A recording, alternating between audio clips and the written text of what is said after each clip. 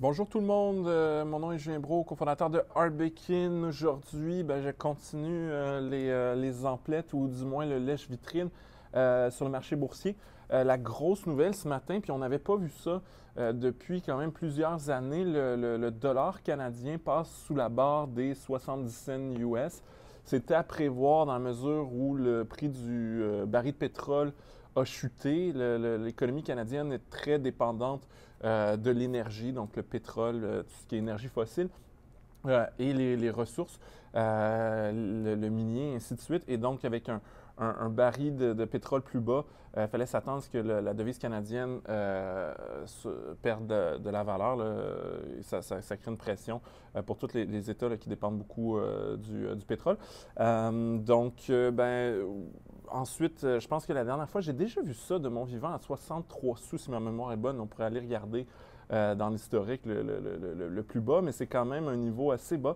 Ça crée des opportunités pour les entreprises canadiennes qui exportent. Bien entendu, présentement, on vit une crise au niveau de tout ce qui est aérien, donc je ne vais pas parler de Bombardier ou de CAE qui vendent à l'industrie aéronautique qui va vivre des difficultés très importantes au cours des prochains mois.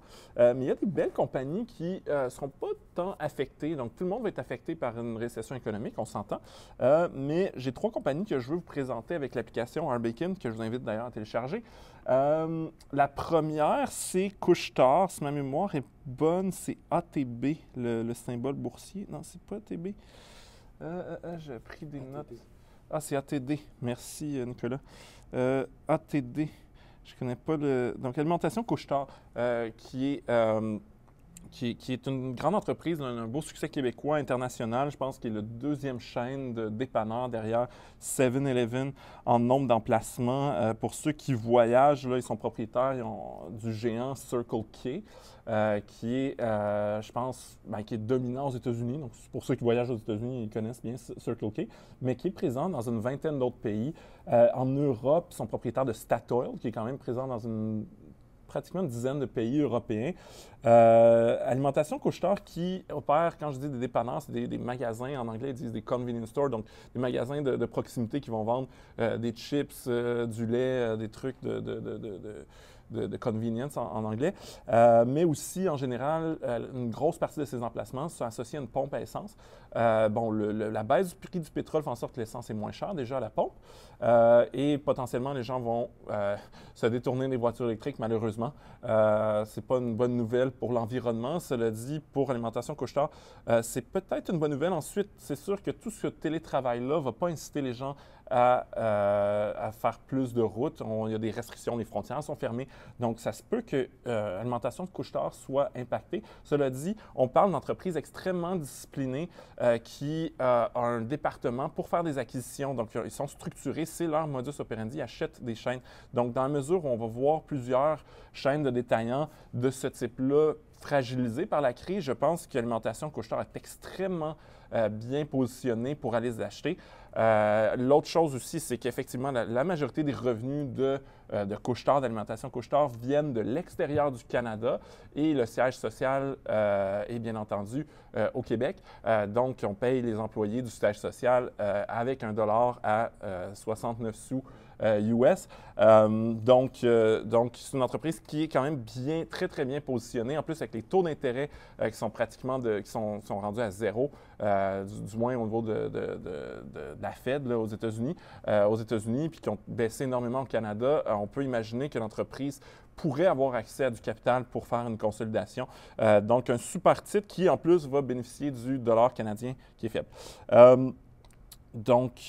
Allons voir un autre joueur, un autre joueur de Montréal, CGI, qui offre des services informatiques. CGI qui a aussi la plupart de ses revenus à l'extérieur du Québec puis du Canada. CGI paye et probablement plus que Couche-Tard, parce que oui, il y a des employés au siège social de Couche-Tard. Mais il y a beaucoup d'employés de détail sur le plancher des vaches. Dans le cas de CGI, on a énormément de développeurs au Québec, au Canada, qui sont payés en dollars, et des développeurs, ça coûte très cher. Laissez-moi vous le dire, j'en sais quelque chose, qui sont payés en dollars canadiens, et on vend beaucoup des services aux États-Unis puis en Europe. Donc, CGI va bénéficier du dollar canadien faible. Le ratio coût-bénéfice est encore à 16. Donc, l'entreprise était quand même peu impactée. Le titre a baissé comme tout a baissé, mais c'est quand même une entreprise qui a des marges de profit. Ils font beaucoup de contrats de développement pour les gouvernements. Les gouvernements vont se mettre à investir pour stimuler l'économie. Donc, une entreprise quand même assez bien positionnée puis qui devrait bénéficier des prix. Du dollar canadien qui est faible. Une autre entreprise canadienne qui est bien positionnée présentement, c'est Shopify. Je n'ai pas regardé le titre récemment. On va aller voir la version de Shopify, l'action listée au TSX. Bien entendu, l'entreprise perd encore d'argent, mais très, très bien positionnée. Non seulement la majorité des revenus de Shopify sont en dollars US. C'est une entreprise encore une fois, qui emploient pratiquement personne. Ils ont des bureaux un peu partout, mais l'immense majorité des employés de Shopify sont au Canada. Donc, on paye tous les développeurs très dispendieux au Canada. On engrange les revenus en dollars US, donc c'est une circonstance favorable pour Shopify. L'autre chose, Shopify est le site que tous les marchands utilisent pour vendre en ligne, à part ceux qui utilisent Amazon. Et en plus, Amazon récemment a annoncé qu'il allait arrêter de supporter les tiers parties dans ses centres de livraison. Donc, on peut imaginer que dans la mesure où tout le monde est chez eux, c'est sûr que les commandes sur Amazon explosent, mais les commandes en ligne, en fait, explosent partout. Shopify, en fait, fait partie des peu d'entreprises qui devraient augmenter leurs revenus et leur profitabilité pendant cette crise-là. Donc, très, très bien positionné, va bénéficier justement du fait que tout le monde est à la maison et qui achète en ligne, va bénéficier du fait qu'Amazon a tellement de commandes qui disent on ne peut pas répondre à la demande au courant des prochains mois pour les produits non essentiels. Shopify fait essentiellement des produits non essentiels, pour être honnête. Donc, belle entreprise. Ensuite, elle perd d'argent.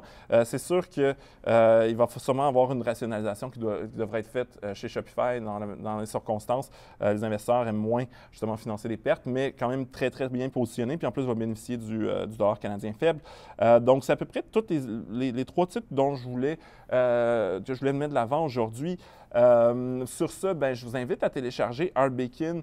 C'est une application mobile disponible dans Google Play, le App Store. Ça se connecte à tous vos comptes d'investissement, vos comptes de banque. Ça vous aide à faire des meilleures décisions de placement, mais aussi à mieux contrôler vos dépenses. Donc, je vous invite à le télécharger dès maintenant.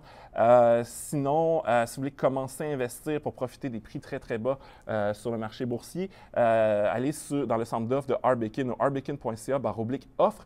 Et inscrivez-vous. On a vraiment des offres exceptionnelles pour investir en bourse. Donc, sur ce, je vous souhaite une bonne journée et gardez le courage.